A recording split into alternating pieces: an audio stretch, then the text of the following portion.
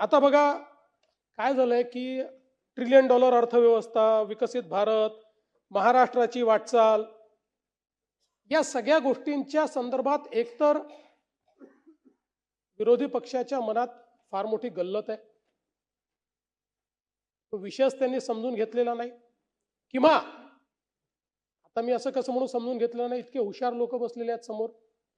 ते मी ही देखील शक्यता आहे की त्यांना समजलेलं आहे, पण लोकांना याच्यामध्ये संभ्रमित करायचं आहे.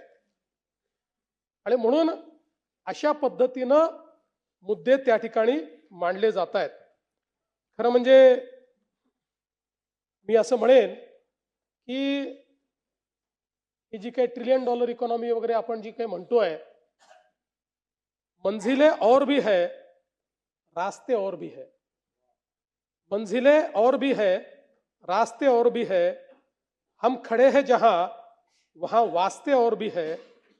बढ़ रहे हैं अब कदम, बढ़ रहे हैं अब कदम उस मंजिल की तलाश में.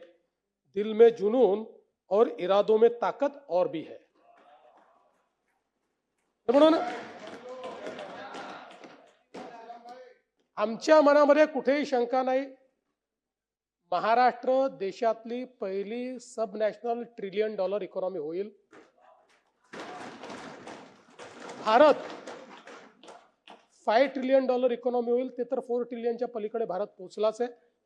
ते भारत पहिली 5 ट्रिलियन इकॉनॉमी होईल याबद्दल आमच्या मनामध्ये कुठलीही शंका नाही.